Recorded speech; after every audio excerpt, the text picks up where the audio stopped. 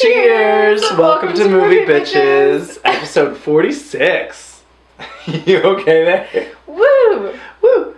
These movies are causing me to drink. Yes. Seriously.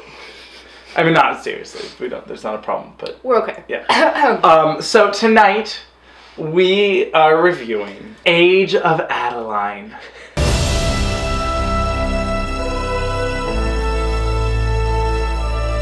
This movie is so bizarre. And yet, like, okay, so basically... And yet, real boring. Thank you. Yes, exactly. Like, one minute I'm baffled, and the next minute I am quite literally falling asleep. Mystery. Mystery. So basically, the premise is, due to science, we'll say... Science. A girl in, like, 1930 gets in a car accident in a lake that's freezing, gets struck by lightning, and never ages. It's like Orlando. She just keeps living. Yeah. Except she stays a woman. Yep. In this one. And it's Blake Lively. The narration was the worst. It was insane. Like, it was just the worst. It was like Flipped. Remember that movie Flipped? This is this Rob Reiner movie that no one saw because it was terrible. But they literally narrate everything where there'll be a little kid walking down the street. As I walked home with the dirty dishes clanking inside my picnic basket. And the narrator will be like, then Joe walked down the street with a basket full of milk bottles. And you're like, yeah, I got it. The narrator just never shuts up. Well, or he does for real long stretches of time. But then shows up again. Yes. Okay, imagine if you're watching The Curious Case of Benjamin Button. Yeah. But instead of the narrator being Brad Pitt, it's the narrator from 500 Days of Summer. This is a story of boy meets girl. They made a statue of us. The boy, Tom Hansen, grew up believing that he'd never truly be happy until the day he met the one. The girl, Summer Finn, did not share this belief. You should know up front, this is not a love story. I wrote down some of the key words. He says, the anoxic nature jolted her heart, and the ribonucleic acid with the 10,000 amperes of lightning changed her molecular ionization. What is going on? Then my favorite part is that they're like, based on so-and-so's law that won't be discovered until 2035. Yeah, like, in the future when this makes sense. So are we saying... Fuck you, movie. It was just so bizarre because it was like... It was like an after-school special that you were watching. Like, it was like Cold Case. It was like, and then she never aged again. And I was like, what's going on? Yeah. Seriously, what's happening? Just why? I don't understand. That was when I turned to you and I was like, oh, this movie's terrible. I was like, I thought it would be bad. I didn't know it'd be this bad. Really bad.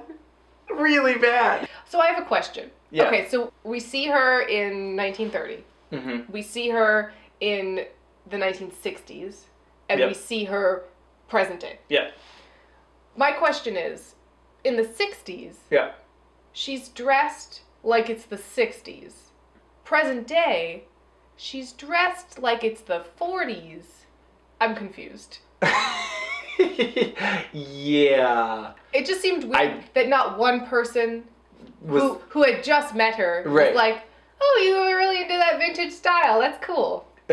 Right. Like, no one even questions it. Right. She's constantly wearing fabulous 40s dresses. Her hair is always 40s. Yeah. And no one's like, oh, that's cool, you're into that stuff. Right. It's just like accepted. So the main guy in it is like Paul Dano, but not. He's like bearded Paul Dano. Oh, he was so bad. Yeah, he was real weird.